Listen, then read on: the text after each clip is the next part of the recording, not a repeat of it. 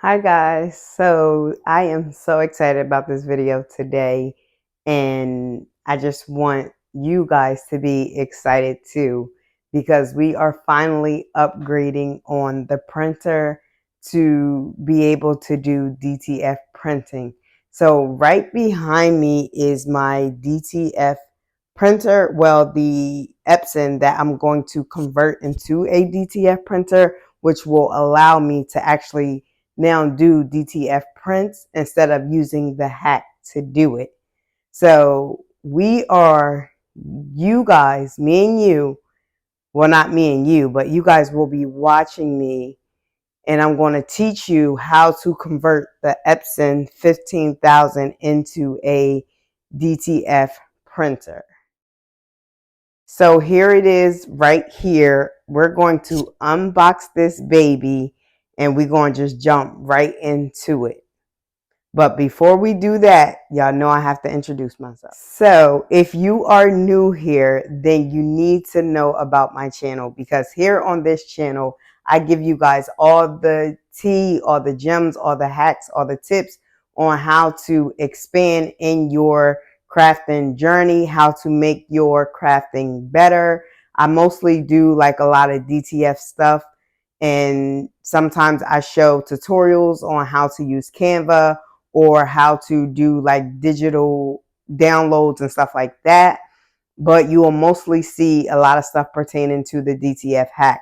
My name is Ashley, and I am the jack of all trades. I'm an entrepreneur. I am a crafter. I am a mother. I am a wife. I am all of the things above.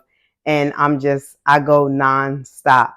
So I'm grateful that you are joining me on this journey.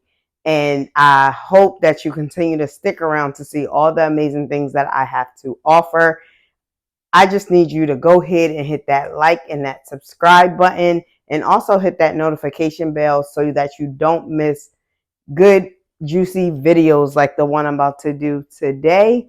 And also shoot some comments down in the comment section below, so that way I can know what you guys are thinking. I can know what other videos you want me to do. Anything you want me to know, go ahead and shoot it in the comments. And for all the people who have been sticking with me and continue to watch the videos, I definitely thank you as well. And I'm so grateful for you, because you help my channel to continue to grow and continue to be seen and viewed by so many other people who want to know what's going on in the crafting world. So as you know, I don't want to hold this video up. It is going to be a few parts. So this is not just going to be one long video. It's going to be like a mini series. So just continue to stick around, and after this video, just go ahead and move on to the next one. All right, guys, so let's just jump right into it. So for starters, I'm just going to show you everything that you guys are going to need. So as you know, you're going to need the printer. You can do your research on that, because there are other printers out there that you can use to do this hack. But because I'm using the XP 15,000, I have already done my research on it. So this is all the stuff that I know that I'm going to need for it. So I have the printer. I have the cleaning solution for the print head, because when your print head gets dirty, you will need to use this to clean it. I also have the waste box that you're going to need when your ink starts building up and you need to replenish this. I have the cartridges that you are going to put your solution in. I actually bought 2 of these, so I can put the solution in one set and put the ink in the other set. Here is the ink that you are going to need. This, I have 215 milliliters of the premium DTF ink. All these will be linked down below in my Amazon store, so you can use them if you like. Here is the transfer paper that you are going to need. I went with Yamation this time. My powder did not come yet, so I do have some powder already that I have been using. So of course, you know, you're going to need that. I do have the A-sub, but this time I went with the Yamation. You are also going to need the like some type of wiring so that way you can have the external waste tank. So I got this one. Let me see if you guys can see it. So I did get this brand off of Amazon. And also I got the cleaning swabs that you're going to need as well when you do your print head cleaning. So that's everything that you're going to need for this hack. And of course, you're going to need your screwdrivers. One of those picks that you use to pick like your eyelashes, you'll need that just in case the screws fall. You'll be able to have something to pick it up. But you'll see it in this video when I start. So because I want to make sure you guys see the whole video of what I'm doing, I'm actually going to face my camera to the front. So if it looks like I'm looking out into space, when you catch my eyes, I'm not. It's just that my camera is front facing just because I want you guys to get the whole experience and I don't want you to miss it. I usually don't do front facing with my camera just because it looks crazy when I'm looking at the camera and you guys are watching me. So, but today we are going to.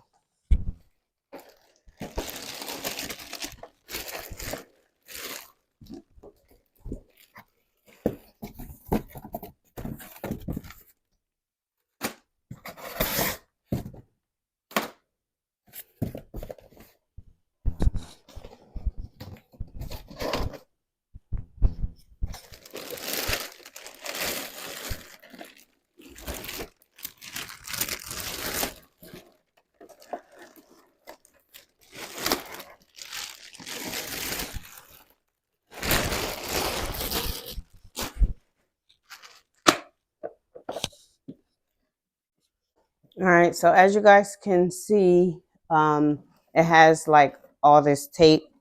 We want to get all the tape removed from the printer first. And I'm just going to go ahead and do that.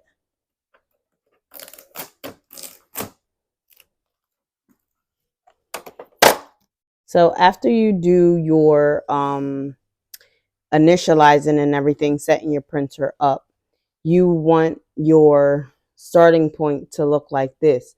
So in order for you to get the print head to undock itself, you want to act like you're doing a print head cleaning. From there, literally once it hops off the dock and move, you want to unplug it. And there you can move it like this because you want to get that action so that way you can remove this. So this is what we're removing right here. So let's do that. Okay, so this screw right here, we're going to have to remove this one. And then there's another screw that we're going to remove, but we need to remove this one so we can pull the waste tank out because remember, we are creating an external waste tank. So you are going to need your flathead for this.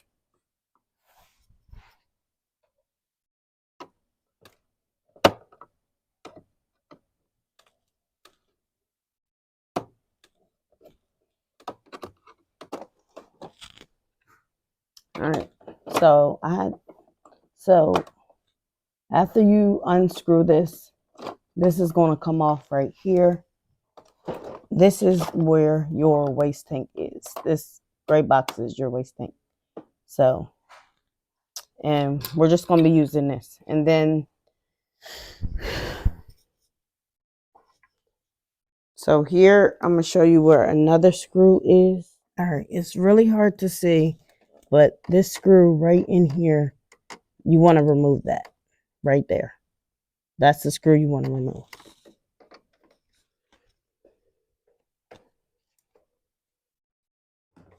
There is another screw right here. I'm not sure if you guys can see it, but it's in there on the opposite side of where the same position you took the other one from. So you just want to remove that.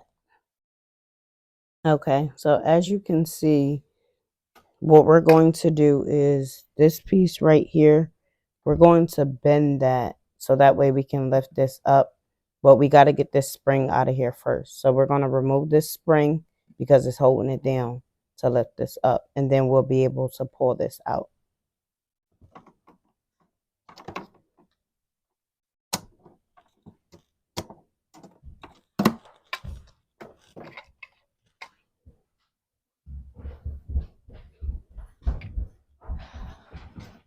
I forgot. I can't just do nothing.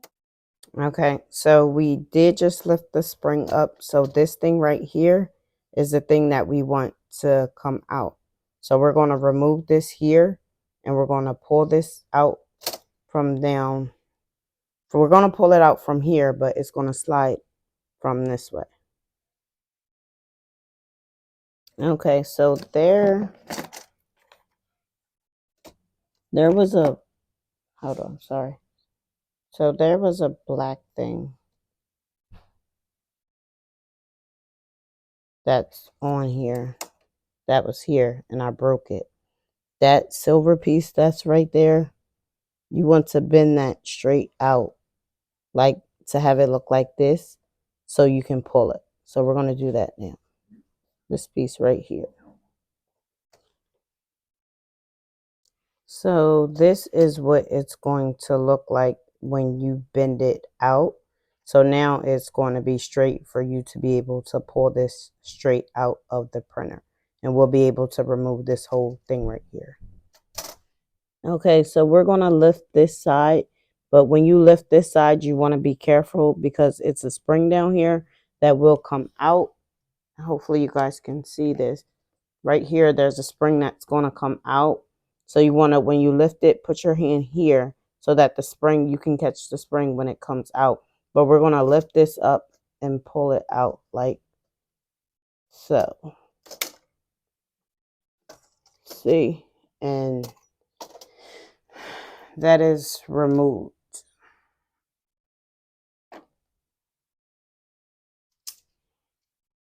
This is what you want removed from your printer right here.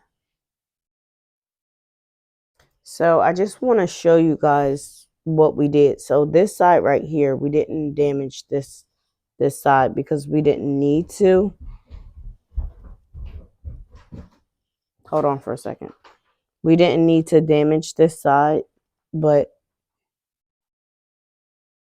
this thing right here, this black piece, is what we removed from this side to get this straight up.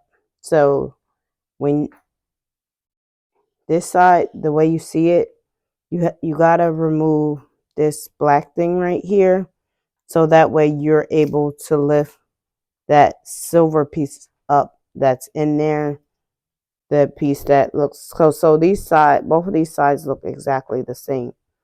So all you did was remove the black piece and pull this up. And if I bend this down, it's going to look exactly like the opposite side. But that is what we just took care of right now to get this out. Okay, so now for us to be able to move this right here, we have to take the screws.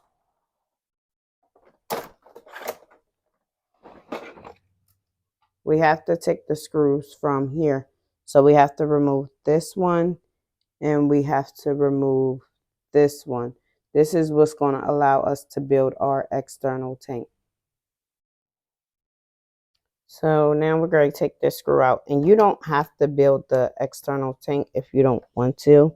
It is optional, but most people do it just because they don't want to have to keep resetting their waste box.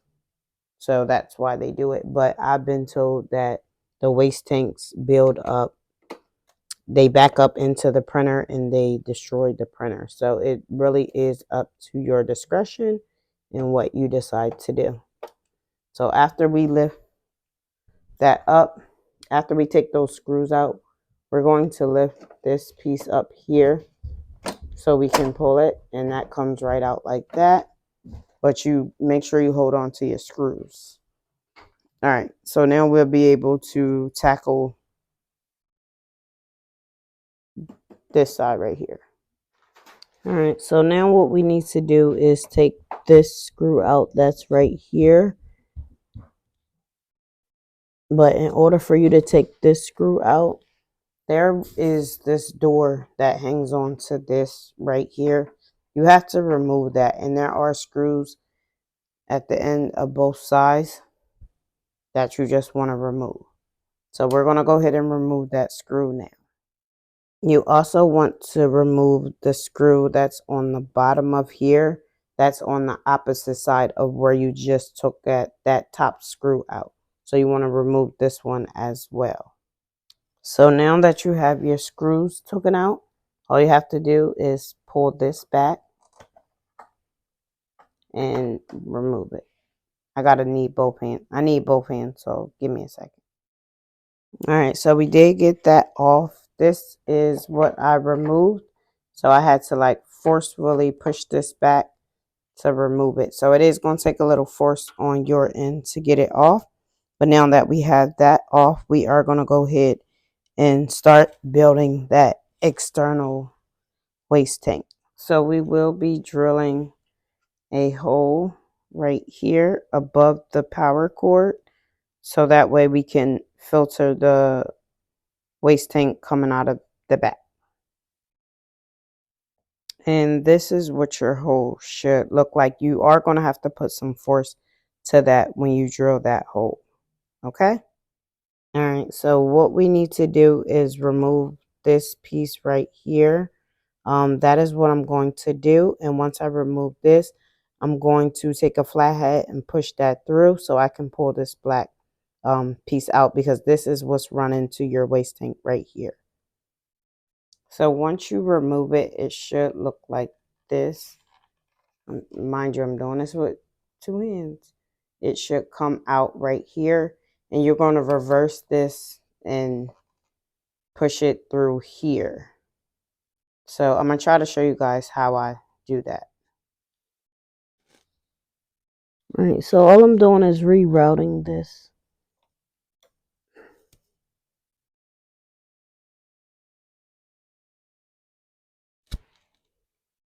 So you do want something to be able to grab hold of this black cord so you can reroute this way. And now your cord should be facing that way here.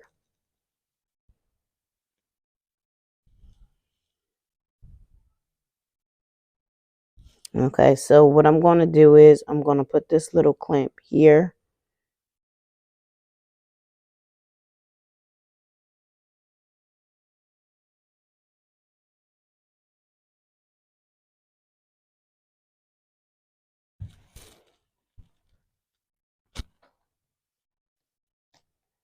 I'm going to take my holes that I have along with my connector.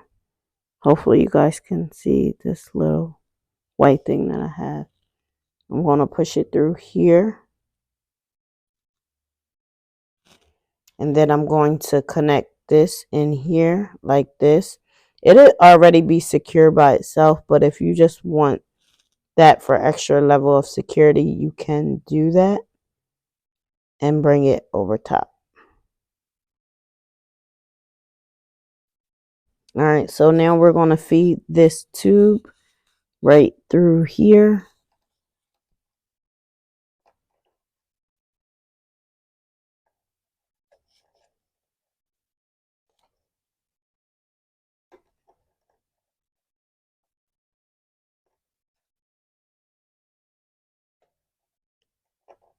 And there you have your external waste tank. So we are going to go ahead and place some tape right here just to hold it down. Once we place the tape here, we're going to go ahead and seal everything back up the way that it was. Okay, so what you want to do is go ahead and feed your thing through. All right, so I'm feeding this through here, as you guys can see. And then I'm going to go ahead and just put my door back. So I'll be back once I put the door back. So your final results should look like this, traveling and through there. And then we're going to put this back. So I just wanted to show you guys everything. I have finished the setup. So if you followed the directions that I showed you, you should be looking back to like this once you're done putting in your once you're done putting in everything. You are going to leave this open because we are going to go ahead and reset the box. You do need a chip resetter. I'm going to show you what that looks like as well in this video, but I just wanted to show you guys that your final result should look like this. Like I said, I was working with one hand, so that is why you guys didn't see me put it back together. But your waste tank should look like this when you're done, and you can extend that with the extenders that it comes with. So what you want to do now is you want to turn your printer back on so that it can do what it needs to do, and make sure your printer is, everything is good with your printer. It's just checking things. When this light stops flashing here, you can go ahead and check your ink settings to your printer, because that's where we want to check the status of our ink and stalk the gray bar. So you're going to check your status bar for your ink, and you want to check that gray bar to see how it is. You're going to see that once my light stops blinking, I can show you that next step. Okay, so my light did stop flashing. So what I'm going to do is go ahead and check the ink, the status bar for the ink. And as you can see, the bar is pretty much to the full mark, but you don't want to let this go past like 50%, I believe, or 30%. So what you want to do is you want to take your ink box and you want to reset it. I am going to try to show you what that looks like, but it will be hard with one hand. So when you pull your waste box out, it's going to give you an error message right here. That's going to tell you that the maintenance box is not installed.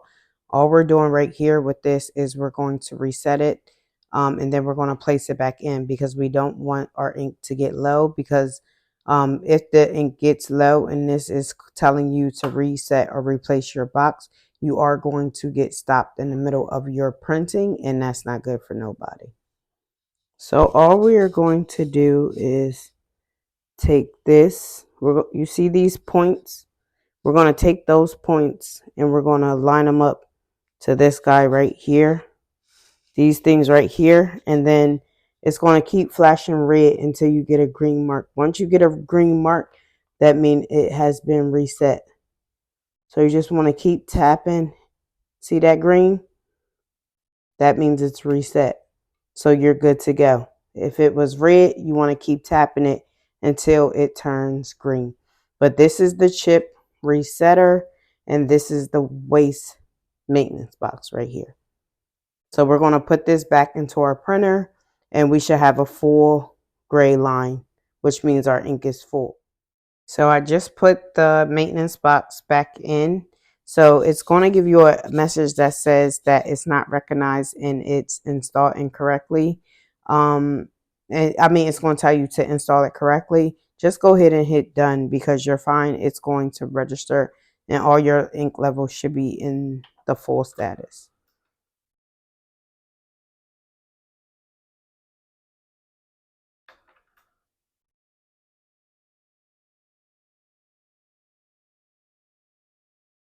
And then all your ink levels are at the full status.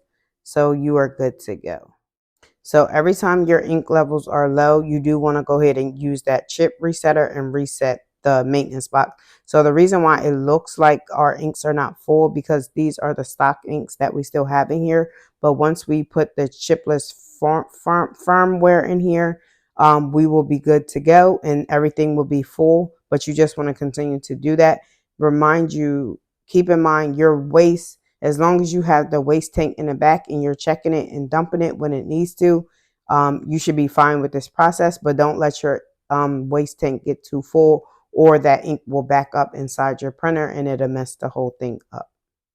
So as long as you have the reset chip resetter, and you're resetting that maintenance box, you don't have to worry about replacing the cartridges, because every time you hit this, it's going to try to do a print head cleaning with your cartridges, and you don't want that.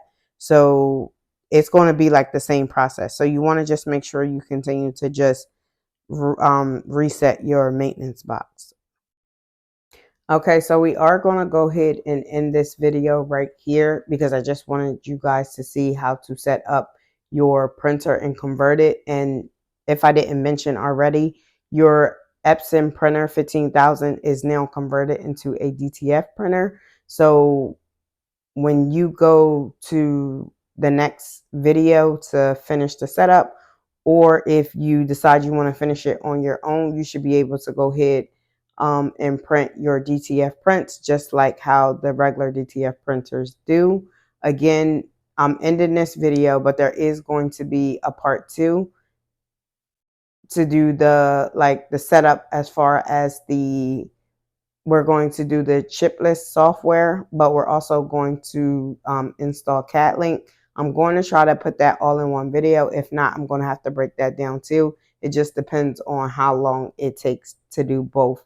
But thank you guys for watching. I hope that you enjoyed this video. If you guys need any help or you have any questions, go ahead and put your comments in the section below, so that way I can get to them and answer them and help you as best as I can.